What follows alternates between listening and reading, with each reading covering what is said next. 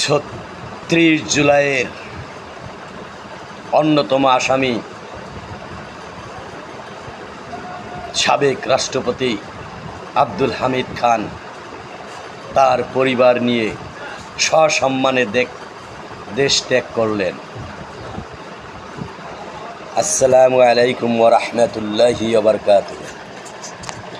ভাই, আমি আজকে এই ভিডিওটা করছি এই কারণে যে আমাদের প্রাক্তন রাষ্ট্রপতি আব্দুল হামিদ সে সসম্মানে এই দেশ থেকে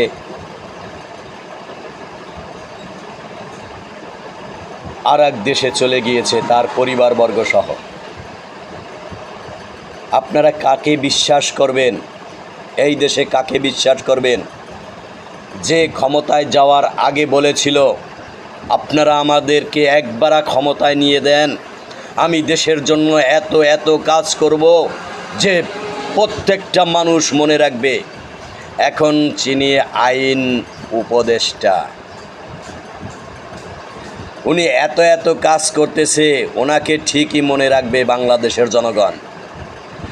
আমরা এত এত মনে রাখতেছি যে এখন আপনাকে পদত্যাগের আহ্বান জানাচ্ছি, স্বরাষ্ট্র উপদেষ্টাকে পদত্যাগের আহ্বান জানাচ্ছি।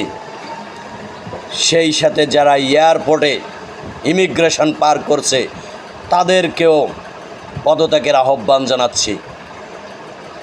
এবং বর্তমান গভর্নমেন্টের ভিতরে যে দুই ছাত্র উপদেষ্টা আছে তাদেরকেও পদত্যাগের আহ্বান জানাচ্ছি। পররাষ্ট্র দপ্তর যে চালায় তাদেরকেও পদত্যাগের আহ্বান জানাচ্ছি। কেননা এমন একটি লোক যার মাথায় ৩৬ জুলাইয়ের আন্দোলনকারীর কেস ঝুলতেছে, সেই লোক কিভাবে সসম্মানে দেশ ত্যাগ করতে পারে? অথচ বিগত সরকারের আমলে তিনবারের প্রধানমন্ত্রী চিকিৎসার জন্য যেতে পারে নাই, তাকে দিনের পর দিন কারাগারে থাকতে হয়েছিল।